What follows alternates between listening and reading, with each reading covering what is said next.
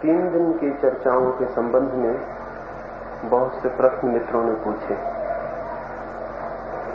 एक मित्र ने पूछा है कि यदि आत्मा सब सुख दुख के पार है तो दूसरों की आत्माओं की शांति के लिए जो प्रार्थनाएं की जाती हैं उनका क्या उपयोग है? ये बहुत महत्वपूर्ण प्रश्न है और समझना उपयोगी होगा। पहली तो बात यह है कि आत्मा निश्चय ही सब सुख दुखों, सब शांतियों अशांतियों, सब राग द्वेषों, मूलतः सभी तरह के द्वंद्व और द्वैत के अतीत। न तो आत्मा अशांत होती है और न शांत, क्योंकि शांत वही हो सकता है जो अशांत हो सकता हो। मन ही शांत होता है, मन ही अशांत होता है। और ठीक से समझें तो मन का होना ही अशांति है, मन का न हो जाना शांति है। लेकिन आत्मा अपने में न कभी शांत है, न कभी अशांत है, न सुख में है न दुख में। आत्मा एक तीसरी ही अवस्था में है जिसका नाम आनंद है। आनंद का अर्थ है जहां न दुख है न सुख है।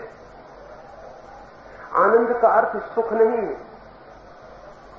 दुख भी एक तनाव है और सुख भी एक तनाव है। दुख में भी आदमी मर सकता है, सुख में भी आदमी मर सकता है। दुख में भी चिंता होती है, सुख भी चिंता बन जाता है। दुख भी एक उत्तेजना है, सुख भी एक उत्तेजना है। आत्मा उत्तेजना मुक्त है, वहां न सुख की उत्तेजना है न दुख की। ये हम जानते हैं कि दुख भी पीड़ित करता है। जैसे भारत जैसे देशों में जहां गरीबी है, भूखमरी है, भूख है, सब तरह के दुख हैं, वहां भी आदमी अत्यंत तनावग्रस्त है। अमेरिका जैसे मुल्क में जहां सब सुख है, सब सुविधाएं हैं, सब व्यवस्था है, धन है, संपत्ति है, संपन्नता है, एफ्लुएंस है, वहां भी आदमी तनावग्रस्त है। गरीब देश भी तनाव से भरे हैं, अमीर देश भी तनाव से भरे हैं। इसका मतलब क्या? इसका मतलब दुख भी एक तरह का तनाव है और सुख भी एक तरह का तनाव है। गरीब आदमी भी पीड़ित है और धनी आदमी भी। दोनों की पीड़ा अलग है। जैसे कोई आदमी भूख से पीड़ित हो सकता है, कोई आदमी ज्यादा खाना खा के पीड़ित हो सकता है। आत्मा न तो इस तनाव को मानती है न उस तनाव को। आत्मा तनाव मुक्त, टेंशन लेसनेस है, वहां कोई तनाव नहीं है। मैंने सुना है एक आदमी को 1 लाख रुपए की लॉटरी मिल गई थी। उसकी पत्नी को रेडियो पर समाचार मिला, वो घबरा गई कि काश उसके पति को खबर मिली कि 1 लाख रुपए मिल गए हैं इकट्ठे, तो इस सुख में प्राण भी निकल सकते हैं, क्योंकि उसके पति को 10 रुपए भी कभी इकट्ठे मिले हों इसका भी उसे पता नहीं था। वो डरी और पड़ोस में ही जिस चर्च में वो जाती थी उस चर्च के पादरी के पास गई, क्योंकि चर्च के पादरी से उसने सदा ही धन में कुछ भी सार नहीं है, ज्ञान की और शांति की बातें सुनी थी। उस पादरी के पास गई और उसने कहा, मैं मुश्किल में पड़ गई हूं, 1 लाख रुपए की लॉटरी मेरे पति के नाम खुली है, कहीं ऐसा न हो कि इतने सुख का आघात उनके लिए खतरनाक हो जाए। आप कुछ उपाय करें कि ये आघात न पड़े। पादरी ने कहा घबराओ मत, मैं आता हूं और मैं धीरे धीरे इस खबर को तुम्हारे पति पर प्रकट करूंगा। वो पादरी आया, उसने आके कहा सुना तुमने कुछ, तुम्हारे नाम 25,000 रुपए लॉटरी में मिले। सोचा उसने 25,000 का धक्का सह ले, फिर और 25,000 का बताऊं, फिर और 25,000 का। उस आदमी ने कहा 25,000, अगर 25,000 मुझे मिले तो 12,500 में तुम्हें देता हूं। पादरी वहीं गिरा और उसका हार्ट फेल हो गया।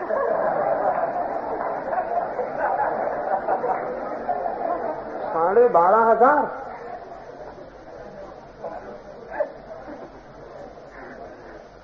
आघात लग गया सुख का।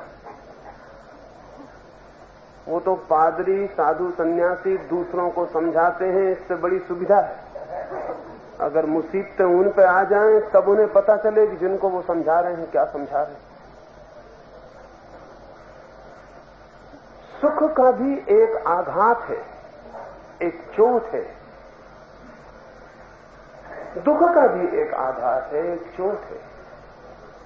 और इसीलिए तो ऐसा होता है कि अगर दुख का आघात पड़ता ही रहे तो आदमी दुख के आघात के लिए भी राजी हो जाता है, आदी हो जाता है, हैबिचुअल हो जाता है।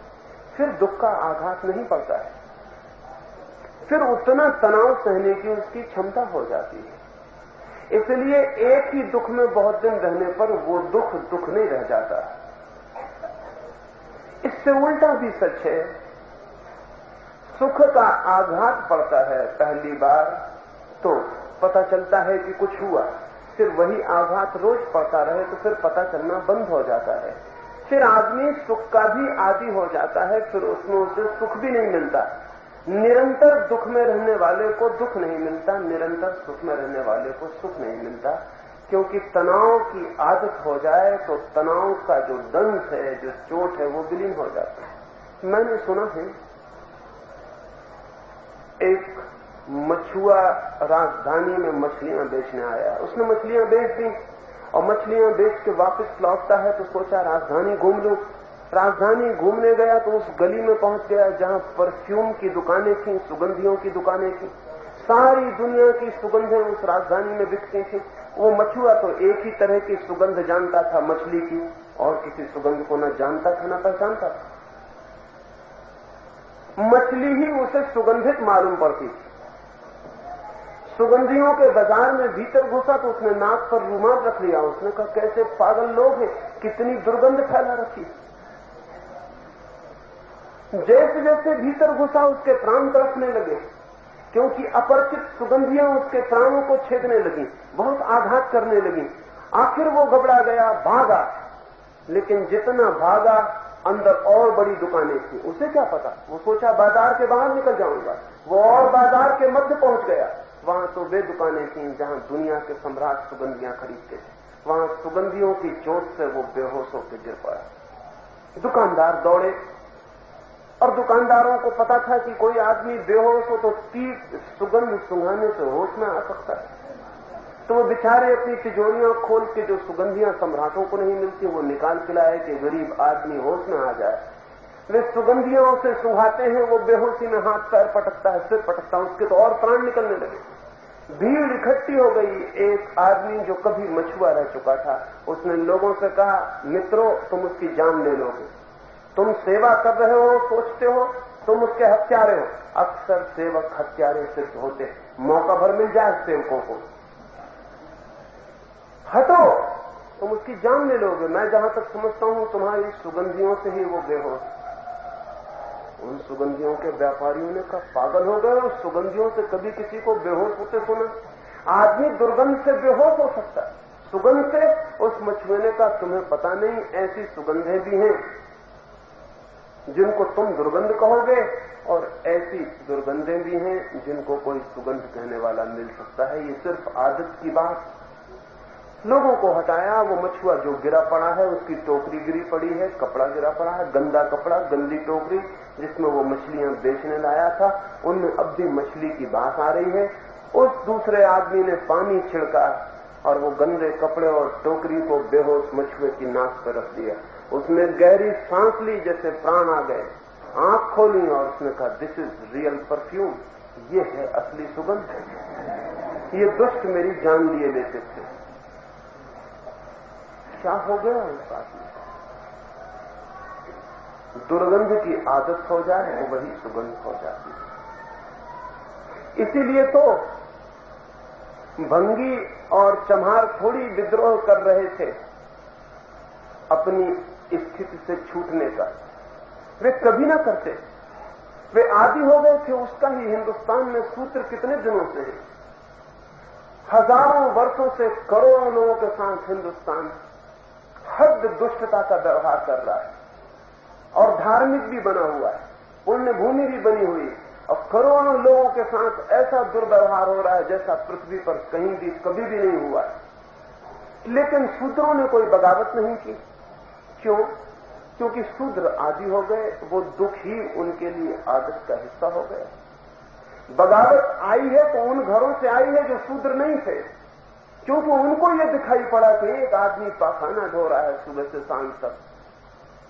उनको पीड़ा मालूम पड़ी, क्योंकि अगर उनको दिन भर पाखाना धोना पड़े तो कल्पना के बाहर है, वो मर जाना पसंद करेंगे बजाय पाखाना धोने।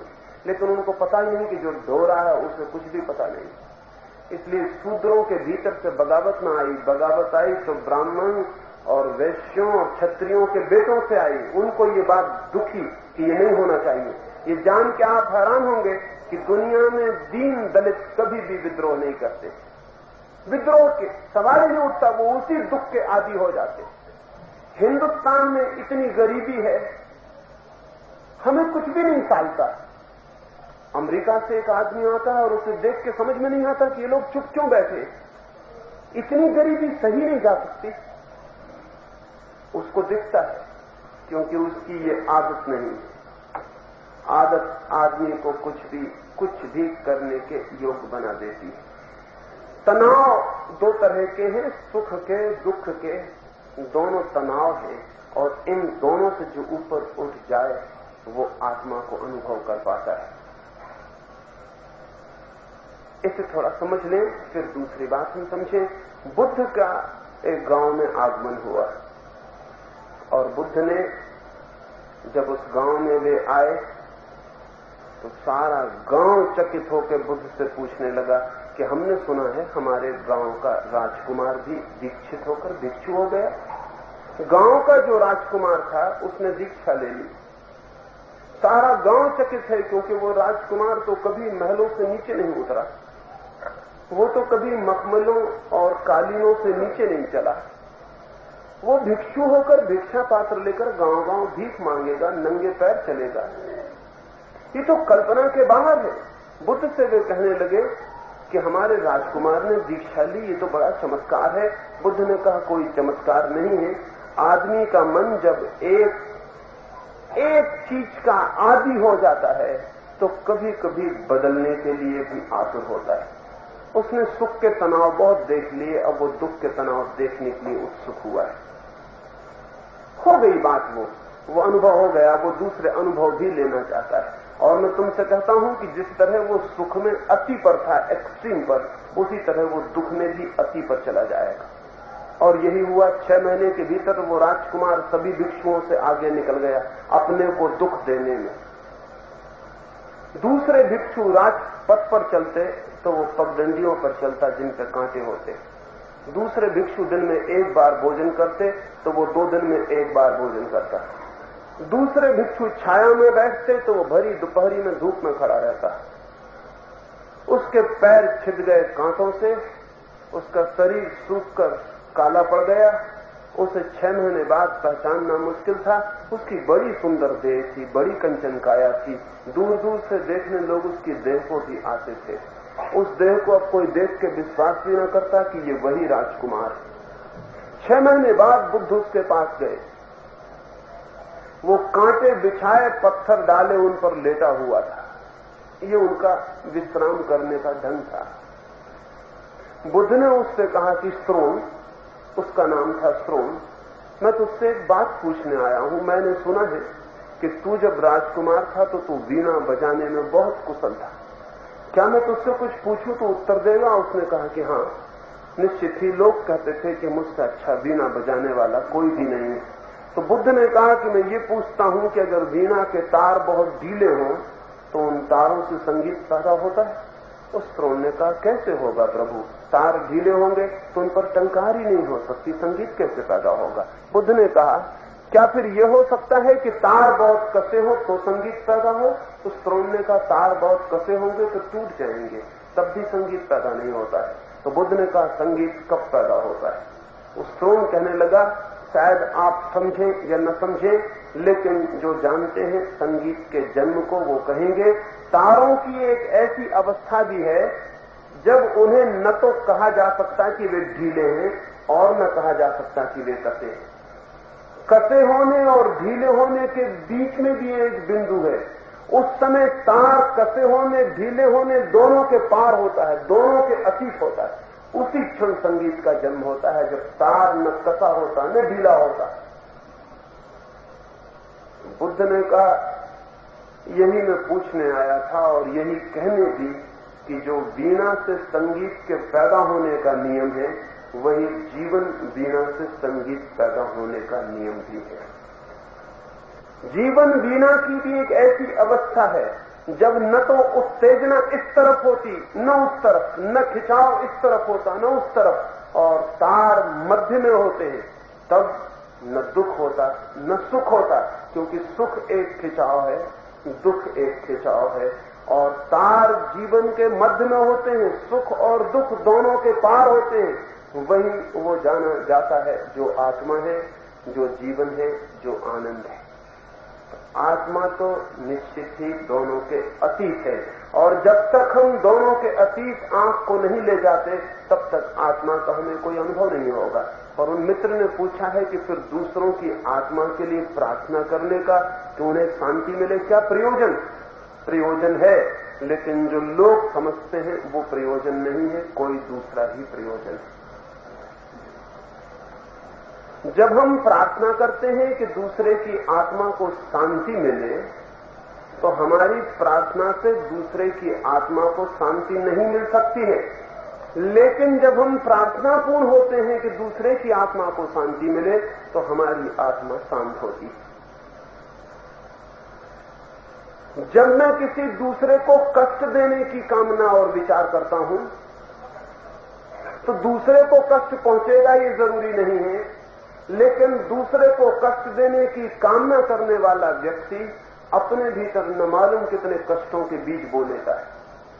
दूसरे को दुख देने की कामना करने वाला व्यक्ति अपने भीतर दुख की संभावना निर्मित कर लेता है। हम दूसरे के लिए जो चाहते हैं जाने अनजाने वही हमारे लिए हो जाता है। तो जब हम कहते हैं दूसरे के लिए प्रार्थना करो कि शांति मिले, तो इसके कई अर्थ हुए। एक तो जो व्यक्ति दूसरे की आत्मा की शांति के लिए प्रार्थना करता है, वो दूसरे की अशांति के लिए उपाय नहीं कर सकता, और अगर करता हो तो बेईमान, क्योंकि दूसरे की आत्मा की शांति के लिए प्रार्थना और अशांति के लिए उपाय, यह आदमी तो बहुत बेईमान है।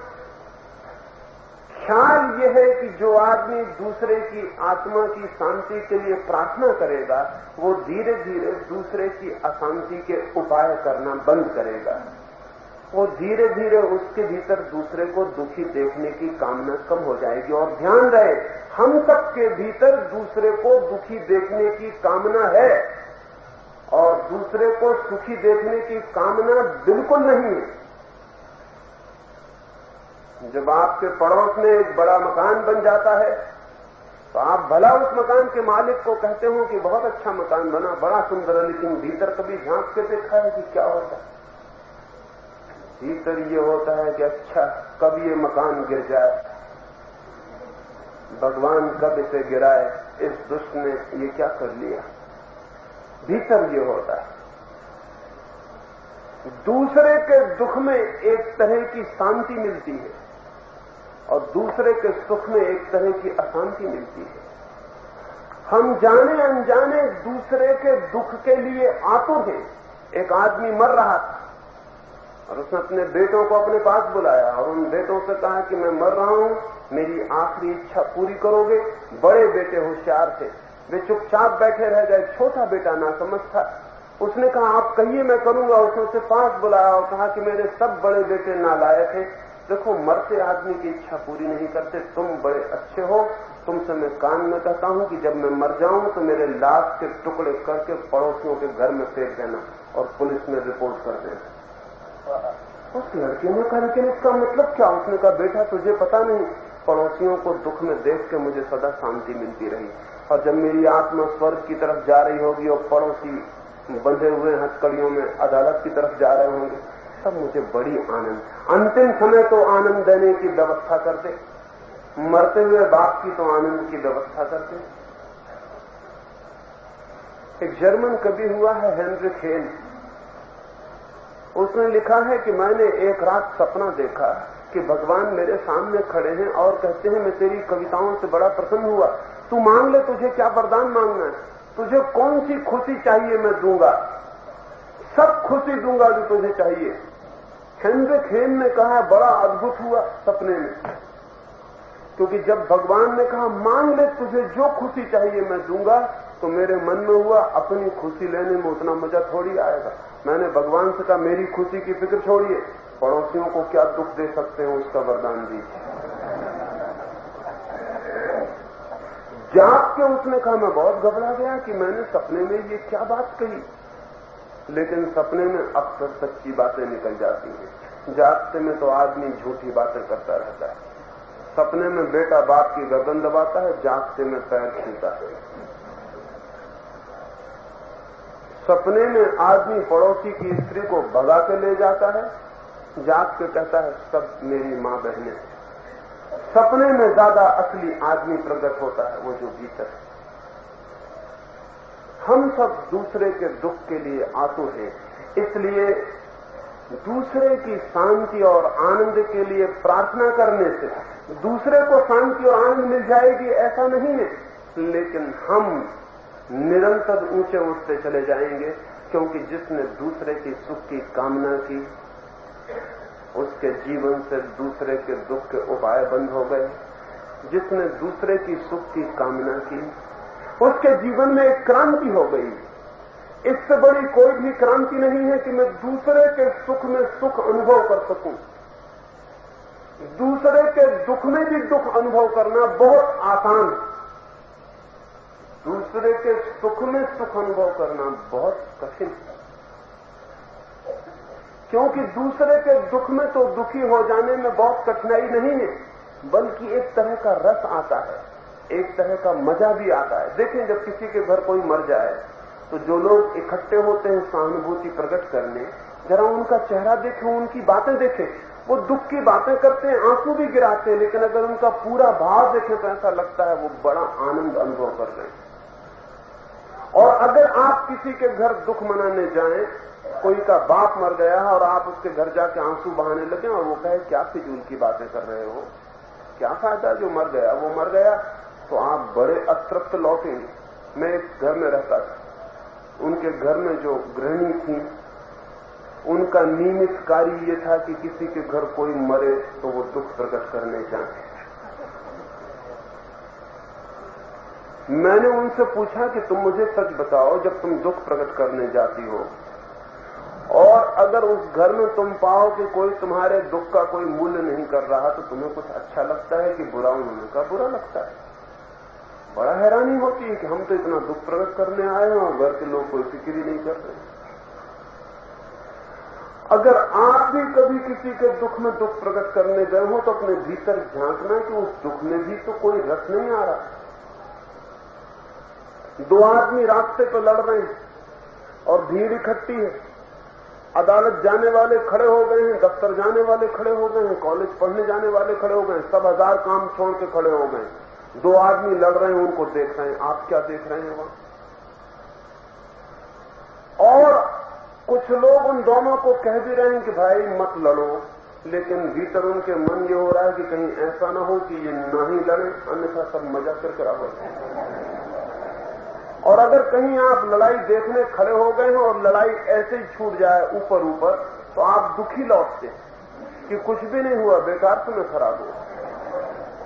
हमारे चित्त के भीतर ऊपर से नहीं दिखाई पड़ती हैं ये सारी बातें, लेकिन हमारा चित्त ऐसा है पहले महायुद्ध में कोई 3.5 करोड़ आदमी मरे, और जब युद्ध चलता था तो एक अजीब घटना अनुभव हुई कि जितने दिन युद्ध चला उतने दिन यूरोप में बीमारियां कम हो गई, मानसिक रोग कम हो गए, हत्याएं कम हो गई, कम लोग पागल हुए, सब औसत नीचे गिर गया, डांके कम पड़े, आत्महत्याएं कम हुई। मनोवैज्ञानिक हैरान हो गए कि युद्ध से इन चीजों के कम होने का क्या संबंध?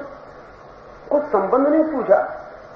युद्ध चलता रहे, जिसको आत्महत्या करनी है करनी चाहिए, जिसको हत्या करनी है हत्या करनी चाहिए, लेकिन सब अपराधों का औसत नीचे गिर गया। फिर दूसरे महायुद्ध में तो और भी औसत नीचे गिरा, कोई 7.5 करोड़ लोगों की हत्या हुई, और इतना औसत नीचे गिर गया कि मनोवैज्ञानिक एकदम सूझबूझ के बाहर हो गई ये बात कि ये क्यों होता है। फिर धीरे धीरे समझ में आया कि युद्ध के समय लोग इतने आनंदित हो जाते हैं, युद्ध में इतना रस आता है लोगों को, इतने लोगों की हत्याएं हो रही हो, जब तक कोई अपनी अलग से हत्या करने नहीं जाता, इतनी हत्याओं में ही रस ले लेता है और तृप्त हो जाता है। जहां इतना विनाश हो रहा हो वहां कोई छोटा मोटा विनाश क्यों करे, इसी विनाश में संयुक्त हो जाता है और तृप्त हो जाता है। जहां पूरा समाज ही पागल हो गया हो, होलसेल मैडनेस जहां हो, वहां कोई प्राइवेट मैडनेस की फिक्र क्यों करे? तो अपनी अपना पागलपन की कोई जरूरत नहीं है, सभी पागल हैं तो फिर ठीक है। आपने भी देखा होगा हिंदुस्तान चीन का झगड़ा चलता था या पाकिस्तान का, तो आपने देखा लोगों की चेहरे की रौनक बदल गई। आदमी के चेहरे पर चमक मालूम पड़ती थी जो कभी नहीं मालूम पड़ती हिंदुस्तान में। आदमी 5 बजे उठाता था ब्रह्म मुहूर्त में अखबार देखने को, रेडियो सुनने को कि क्या हो रहा है। जो आदमी 7 बजे तक कभी नहीं उठा, वो आदमी 5 बजे उठ के पूछने लगता था कि और क्या खबर। और हर आदमी में गति दिखाई पड़ती थी, चमक दिखाई पड़ती थी, कोई खुशी दिखाई पड़ती थी। हैरानी की बात है, युद्ध हो रहा हो, लोग कट रहे हो, मर रहे हो, आग लग रही हो, बम गिर रहे हो, और इतनी खुशी। हमारे भीतर वो जो सैडिस्ट बैठा हुआ है, वो जो दूसरे को दुख देने वाला बैठा हुआ, वो बड़ा तृप्त होता है। वो कहता बड़ा आनंद आ रहा है। हालांकि ऊपर से दूसरी बातें करता है, वो कहता है देशभक्ति, राष्ट्र, धर्म, फला ढिका, ये सब बकवास है। भीतर असली मतलब दूसरा है। असली मतलब यह है कि हम दूसरे को दुख देना चाहते हैं, और दुख देने में तृप्ति मिलती है। तो वो जो प्रार्थना है दूसरे के मंगल के लिए, दूसरे की शांति के लिए, उससे दूसरे को शांति मिलेगी या नहीं मिलेगी ये महत्वपूर्ण नहीं है।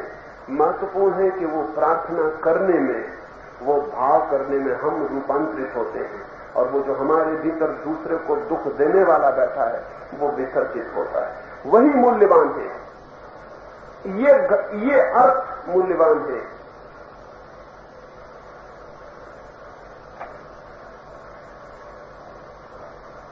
किसी और ने पूछा है कि भारत के चेहरे पर, भारत के युवकों के चेहरे पर न तेज है, न रौनक है, न चमक है, न ओज है। तो इसका कारण निश्चित यह है कि भारत में ब्रह्मचर्य खंडित हुआ है। तो आप ब्रह्मचर्य के लिए कुछ समझाइए। तो मैं 2-3 बातें कहना चाहूंगा। पहली तो बात ये, अमेरिका के लड़के की आंख पर ज्यादा रौनक है, ब्रह्मचर्य ज्यादा है आपसे। इंग्लैंड के बच्चों की आंखों में तेज ज्यादा है, ओज ज्यादा है। रूस के बच्चों में जो ताजगी दिखाई पड़ती है वो कहीं दुनिया में दिखाई नहीं पड़ती। आपसे ज्यादा ब्रह्मचर्य है वहां। ब्रह्मचर्य का कोई सवाल नहीं। पहली बात। और मजे की बात है कि ब्रह्मचर्य की शिक्षा जितनी दी गई है इस मुल्क में, उसका उतना ही दुष्परिणाम हुआ है, उसका फायदा नहीं हुआ, नुकसान हुआ। सच्चाई ये है कि ब्रह्मचर्य की शिक्षा से जितना ओज नष्ट होता है उसका हिसाब लगाना मुश्किल। लेकिन इस देश में हजारों साल से हम गलत तरह की बातें कर रहे हैं, अवैज्ञानिक बातें कर रहे हैं, अस्वाभाविक बातें कर रहे हैं, और उन पर निर्भर होना चाहते हैं। न खाने को है लोगों के पास, न पीने को, और लोग शिक्षा देना चाहते हैं कि ब्रह्मचर्य नहीं है इसलिए ओज नहीं है, चमक नहीं है। आदमी भूखे मर रहे हैं, सारा देश भूखा मर रहा, कहां से ओज होगी, कहां से चमक होगी? असली मुद्दे नहीं पकड़ेंगे। इस मुल्क में बहुत अजीब हालत है। इस मुल्क के साधु सन्यासी जितनी बेईमानी की बातें करते हैं उतना कोई भी नहीं करता। असली बात यह है कि देश भूखा मर रहा है, नसों में खून नहीं है, खाने को भोजन नहीं है, दूध नहीं है, पानी नहीं है, कुछ भी नहीं है, और बातें होशियार लोग करेंगे कि ब्रह्मचर्य गड़बड़ हो गया, इसलिए लोगों का ओझ चला गया। ब्रह्मचर्य की शिक्षा दो। ब्रह्मचर्य की शिक्षा रोटी नहीं बन सकती, और न ब्रह्मचर्य की शिक्षा दूध बन सकती, और न ब्रह्मचर्य की शिक्षा भोजन बन सकती। और ये जान के आप हैरान होंगे, जितना कमजोर शरीर होगा उतना अब्रह्मचारी होगा, जितना अस्वस्थ शरीर होगा उतना कामुक, उतना सेक्सुअल होगा, जितना स्वस्थ शरीर होगा उतनी कामुकता कम होती। इसलिए तो गरीब ज्यादा बच्चे पैदा करते हैं और अमीर कम बच्चे पैदा करते हैं। अक्सर तो होता है कि अमीरों को बच्चे उधार लेने पड़ते हैं और गरीब कतार लगाए चले जाते हैं। आप जानते हैं उसका कारण क्या है? जो मुल्क जितना अमीर हो जाएगा उस मुल्क में बच्चों की संख्या उतनी नीचे गिर जाती है। जैसे फ्रांस है, सुख में रह रहे हैं लोग। सुखी लोग बहुत कामुक नहीं होते, दुखी लोग बहुत कामुक हो जाते। क्यों? क्योंकि दुखी आदमी को कामुकता एकमात्र सुख रह जाती है, वही एकमात्र रस रह जाता है। अमीर आदमी वीणा भी सुन लेता है, अमीर आदमी संगीत भी सुन लेता है, अमीर आदमी तैर भी लेता है, अमीर आदमी जंगल में घूम भी आता है, हिल स्टेशन पे भी हो आता है। गरीब आदमी के लिए न कोई हिल स्टेशन है, न कोई वीणा है, न कोई संगीत है, न कोई काव्य है, न कोई साहित्य है, न कोई धर्म है। गरीब आदमी का तो सब कुछ उसका सेक्स है, बस वही उसका हिल स्टेशन है, वही उसकी वीणा है, वही उसका सुख है। वो दिन भर कुटा पिटा लौटता है, थका मांदा लौटता है, उसके लिए एक ही विश्राम है, सेक्स, और कोई विश्राम नहीं। वो बच्चे पैदा करता चला जाता है, और जितना शरीर भीतर उत्तेजित होता है, और ध्यान रहे अस्वस्थ शरीर उत्तेजित होता है, तनाव से भरा होता है, उतना उत्तेजना को निकालने के लिए जो रिलीफ है वो सेक्स असल में उत्तेजित शरीर की चेष्टा है। शरीर उत्तेजित है, उत्तप्त है, तो शरीर कुछ अपनी ऊर्जा को बाहर फेंक देता है ताकि वो शांत हो जाए, शिथिल हो जाए। जितना शरीर स्वस्थ है, विश्राम में है, आनंद में है, शांत है, उतना ही सेक्स की जरूरत कम पड़ती है। गरीब कौम कभी भी सेक्स से मुक्त नहीं हो सकती। लेकिन साधु सन्यासी समझाते हैं कि ब्रह्मचर्य की कमी हो गई, इसलिए ये सब गड़बड़ हो रही। ब्रह्मचर्य की कमी नहीं हो गई। और दूसरी बात भी ध्यान रखना, ब्रह्मचर्य की शिक्षा अगर दमन बन जाए तो फायदा कम पहुंचाती है, नुकसान ज्यादा पहुंचाती है। सप्रेशन अगर बन जाए। और हिंदुस्तान में ब्रह्मचर्य की शिक्षा का क्या मतलब? हिंदुस्तान में ब्रह्मचर्य की शिक्षा का मतलब स्त्री पुरुष को दूर दूर रखो, और स्त्री पुरुष जितने जितने दूर दूर होंगे, स्त्री पुरुष उतने ही एक दूसरे के बाबत ज्यादा चिंतन करते हैं। जितने निकट हो उतना कम चिंतन होता है, और जितना ज्यादा चिंतन हो उतनी कामुकता बढ़ती है, जितनी कामुकता हो उतना ब्रह्मचर्य असंभव हो जाता है। मेरे एक मित्र दिल्ली के डॉक्टर थे, इंग्लैंड गए हुए थे एक मेडिकल कॉन्फ्रेंस में भाग लेने। 500 डॉक्टर सारी दुनिया से इकट्ठे थे, और हाइड पार्क में उनकी बैठक चल रही थी। कुछ खाना पीना, भोजन, कुछ मिलना जुलना। मेरे मित्र सरदार हैं पंजाब के, वो भी वहां हैं। ठीक जहां ये 500 डॉक्टर खाना पीना गपशप कर रहे हैं, एक दूसरे से मिल रहे हैं, वहीं पास की एक बेंच पर एक युवक और युवती एक दूसरे के गले लगे किसी दूसरे लोक में खो गए। डॉक्टर तो बेचैन है, दूसरों से बातें करते हैं, लेकिन इनकी नजर वहीं लगी हुई है और दिल ये हो रहा है कि कोई पुलिस वाला आके इनको पकड़ के क्यों नहीं ले जाता। ये क्या अशिष्टता हो रही, हमारे देश में ऐसा कभी नहीं हो सकता। ये क्या हो रहा है, ये कैसी संस्कृति है, कैसी असभ्यता है। बार बार देख रहे हैं वहीं, दिल अब और कहीं नहीं लगता है उनका, अब दिल पूरा वहीं लगा हुआ है।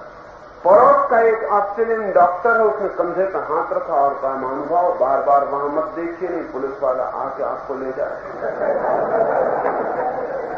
इन्होंने कहा क्या कहते हैं? उस आदमी ने कहा वो उन दोनों की बात है, उसमें तीसरे का कोई संबंध नहीं। आप बार बार देखते हैं, ये आपके भीतर का रुग्ण चित्त का सबूत, आप बार बार वहां क्यों देखते हैं? ये मेरे मित्र डॉक्टर कहने लगे, लेकिन ये अशिष्टता है, जहां 500 लोग मौजूद हैं वहां 2 लोग गले मिले बैठे हुए हैं, अशिष्टता है। लेकिन उसने कहा 500 में से किसने देखा है सिवाय आपको छोड़ के, कौन फिक्र कर रहा है?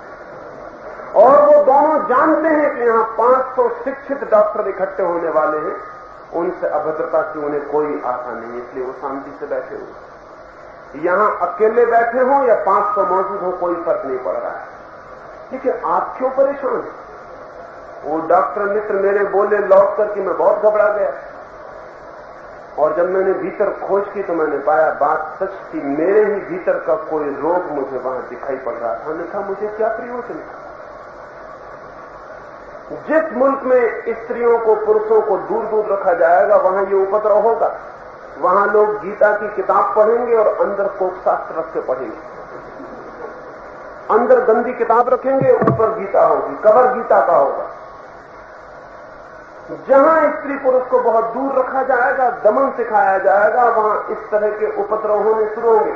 अभी मैंने परसों अखबार में पढ़ा कि सिडनी शहर में, जहां की आबादी 20 लाख होगी, एक यूरोपियन अभिनेत्री को बुलाया नग्न प्रदर्शन के लिए, इस आशा से कि नग्न प्रदर्शन देखने बहुत लोग इकट्ठे होंगे, लेकिन 20 लाख की आबादी में थिएटर में केवल 2 आदमी देखने आए।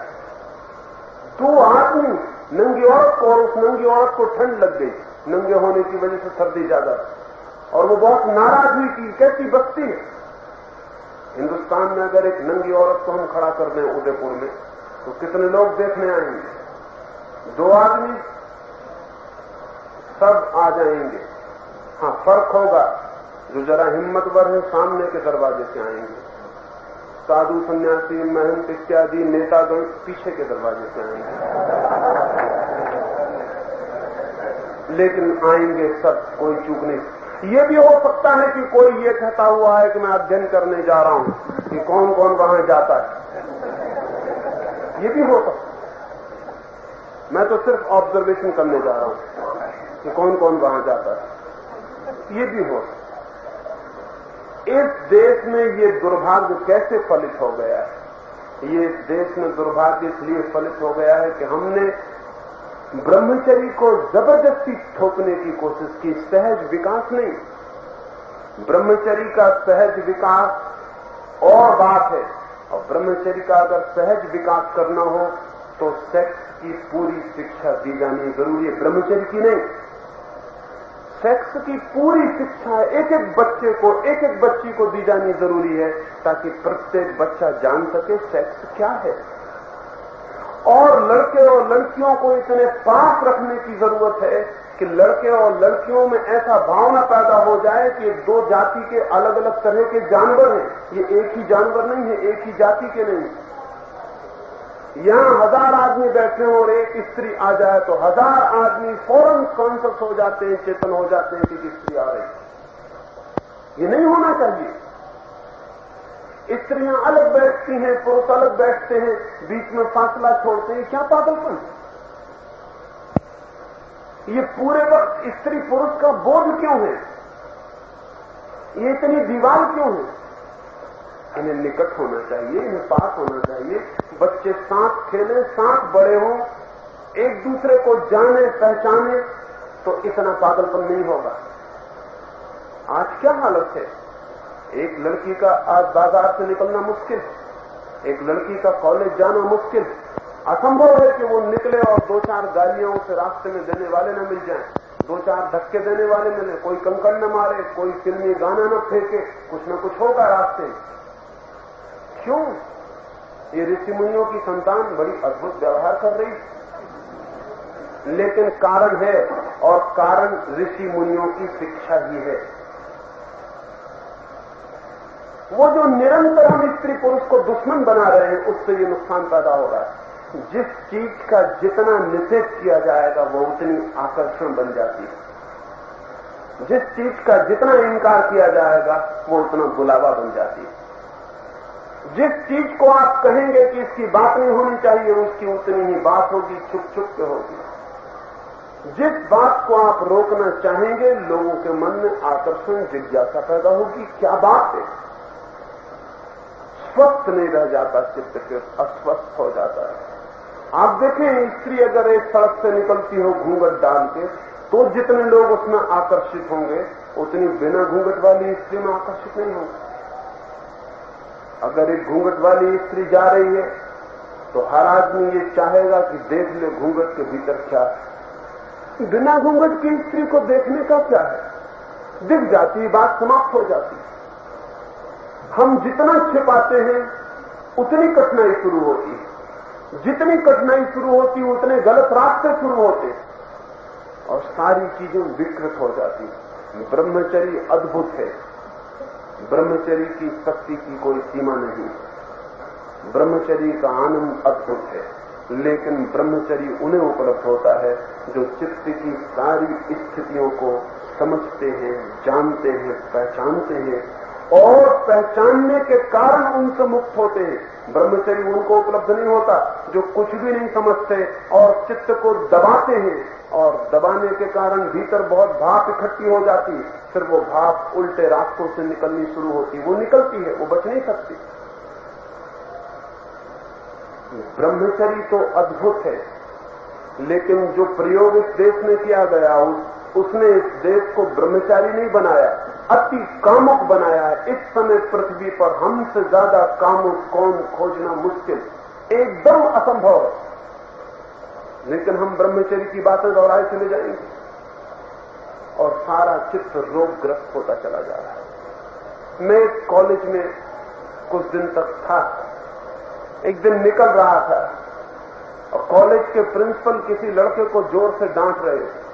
मैं भीतर गया, मैंने पूछा क्या बात है, तो प्रिंसिपल खुश हुए, उन्होंने कहा आप बैठे, इसे थोड़ा समझाएं। इसने एक लड़की को प्रेम पत्र लिखा है।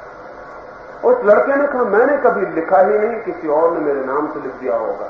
प्रिंसिपल ने कहा झूठ बोल रहे हो तुम, ये पत्र तुमने लिखा है, पहले और भी रिपोर्ट आ चुकी है, तुमने पत्थर भी किन्हीं लड़कियों को मारा है, वो भी सब पता है। हर लड़की को अपनी मां बहन समझना चाहिए। वो लड़का बोला मैं तो समझता ही हूं, आप कैसी बातें कर रहे हैं, मैंने कभी इससे अन्यथा कुछ समझा ही नहीं, हर लड़की को मां बहन समझता ही हूं। जितना वो इनकार करने लगा उतना प्रिंसिपल उस पर चिल्लाने लगे। मैंने उनसे कहा 1 मिनट रुक जाइए।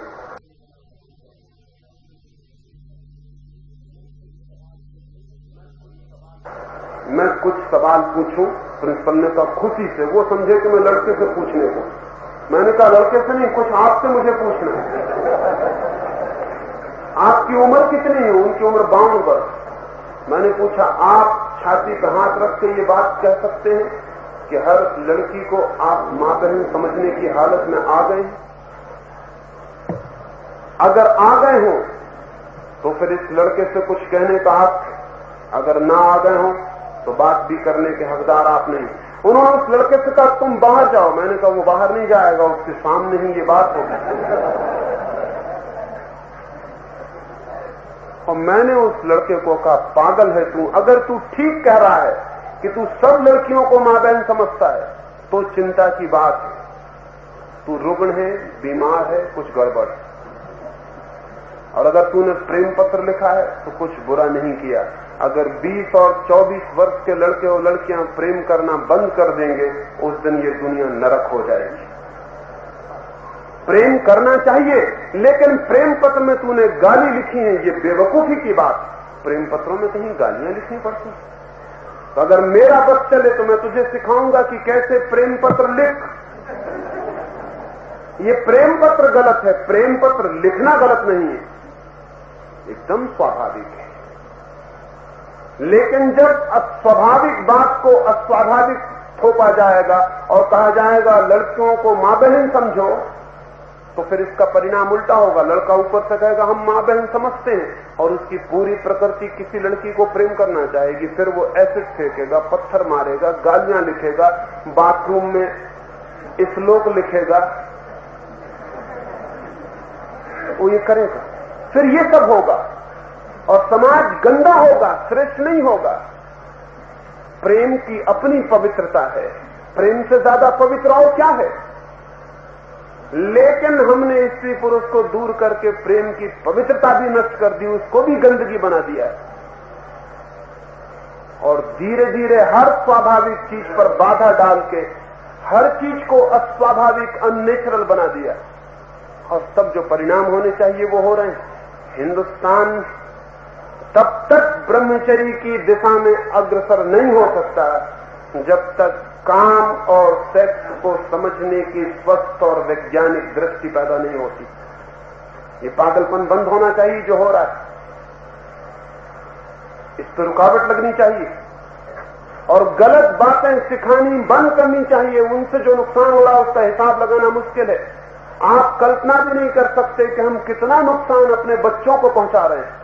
सारे दुनिया के चिकित्सक कहते हैं कि सेक्स मैच्योरिटी के बाद 14 या 15 साल के बाद बच्चे की लड़के की उत्सुकता लड़की में, लड़की की उत्सुकता लड़के में होनी स्वाभाविक, अगर ना हो तो खतरा है, बिल्कुल स्वाभाविक है। अब इस उत्सुकता को हम कितने अच्छे सुसंस्कृत मार्ग पर ले जाएं ये हमारे हाथ में, और जितने सुसंस्कृत मार्ग पर हम ले जाएंगे उतना ही इस बच्चे को जीवन में वीर की ऊर्जा को संभालने में, शक्ति को संचित करने में, ब्रह्मचर्य की दिशा में बढ़ने में सहारा मिलेगा।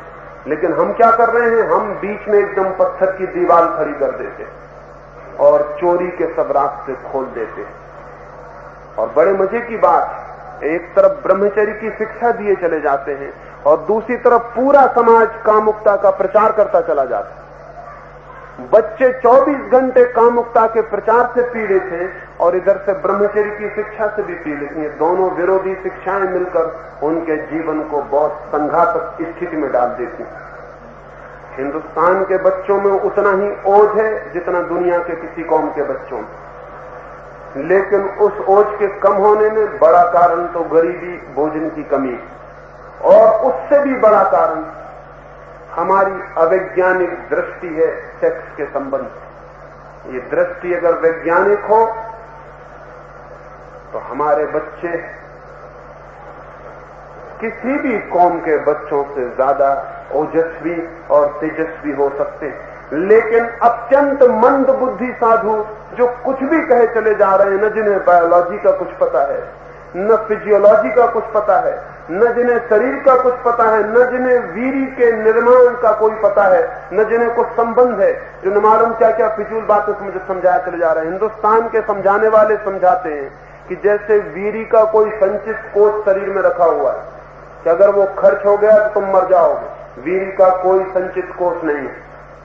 वीर जितना खर्च होता है उतना पैदा होता है, इसलिए वीर के खर्च से कभी भी घबराने की कोई जरूरत नहीं है, कोई जरूरत ही नहीं है। विज्ञान तो ये कहता है, लेकिन इसका ये मतलब नहीं है कि कोई वीरी को ऐसे ही खर्च करता रहे।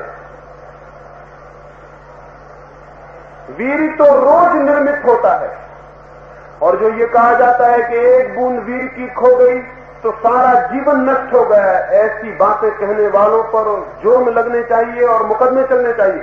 क्योंकि ऐसी बात जो बच्चा पढ़ लेगा, वो उसका अगर एक बूंद वीरी खो गया तो वो सदा के लिए घबरा गया कि मैं मर गया। कोई नहीं मरता और न जीवन नष्ट होता है। और बड़े मजे की बात है, वीरी तो शरीर का हिस्सा है, और आत्मवादी जब शरीर के हिस्सों को इतना महत्व देते हो तो समझ में आता है वो कितने शरीरवादी होंगे। इतना मूल्य नहीं है कुछ। और ध्यान रहे, वीरी के खर्च से नुकसान नहीं होता, नुकसान इस बात से होता है कि वीरी खर्च हो गया तो नुकसान हो जाएगा। ये मानसिक भाव विकृत करता है और नुकसान पहुंचाता है। इसका ये मतलब नहीं है कि मैं कहता हूं कि कोई पागलों की तरह वीर के खर्च करने में लग जाए। जो बहुत गहरे जानने वाले हैं वो तो ये कहते हैं प्रकृति ने ऐसी व्यवस्था की है कि आप ज्यादा वीर खर्च कर ही नहीं सकते। प्रकृति की पूरी ऑटोमेटिक व्यवस्था है शरीर पर, आप ज्यादा खर्च कर ही नहीं सकते। लेकिन आप चाहें तो बिल्कुल खर्च न करें, ये हो सकता है। ये दोनों बातों को समझ लें। आप ज्यादा खर्च नहीं कर सकते, आपके खर्च करने पर सीमा है, उस सीमा से ज्यादा कोई खर्च कर नहीं सकता, क्योंकि शरीर इंकार कर देता है। ऑटोमेटिक है, शरीर फौरन इंकार कर देता है। जितना शरीर खर्च कर सकता है उससे ज्यादा खर्च करने से फौरन इंकार कर देता है। लेकिन आप चाहें तो बिल्कुल खर्च न करें, यह हो सकता है। बिल्कुल खर्च न करें, यह दो तरह से हो सकता है। या तो जबरदस्ती वाला आदमी पागल हो जाएगा, जैसे केतली के भीतर भाप बंद कर दो, दरवाजे सब बंद कर दो केतली के, और केतली फूट जाए, ये होगा।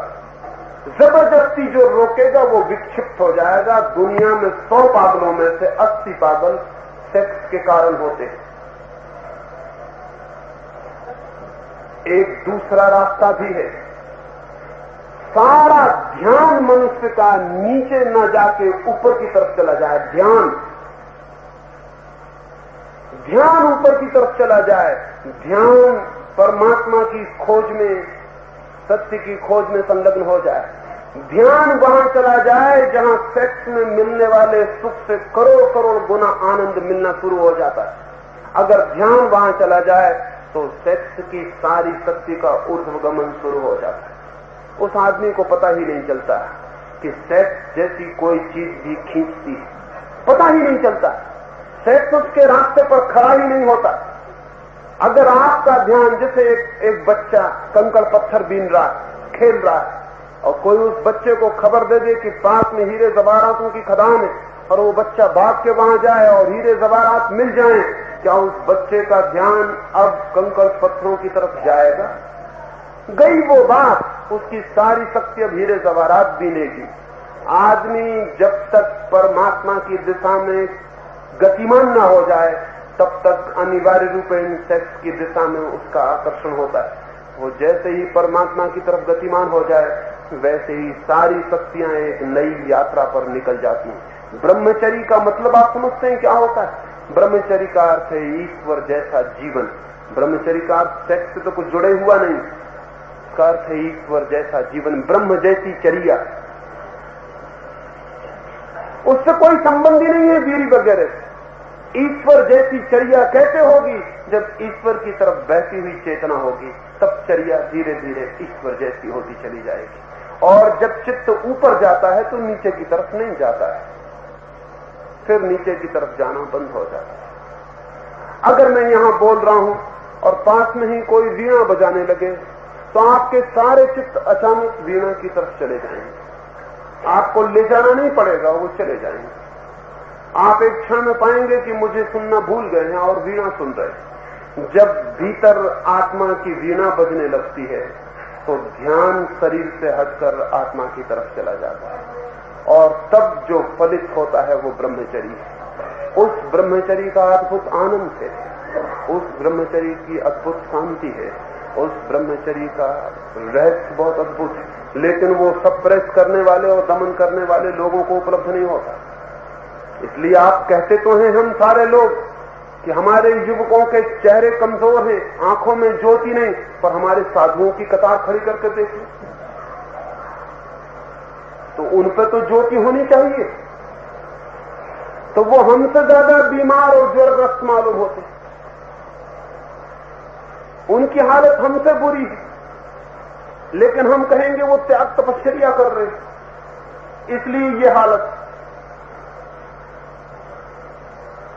ये जो हालत है बेरौनकी की, इसके पीछे दरिद्रता, दीनता, भूखमरी कारण, और ये जो अश्लीलता और कामुकता की स्थिति है, इसके पीछे ब्रह्मचर्य की गलत दिशा और शिक्षा, दमन की शिक्षा। कुछ और प्रश्न रह गए? वो संध्या की चर्चा में मैं आपसे बात करूंगा। मेरी बातों को इतनी शांति और प्रेम से सुना, उससे बहुत अनुग्रहित हूं और अंत में सबके भीतर बैठे परमात्मा को प्रणाम करता हूं। मेरे प्रणाम स्वीकार।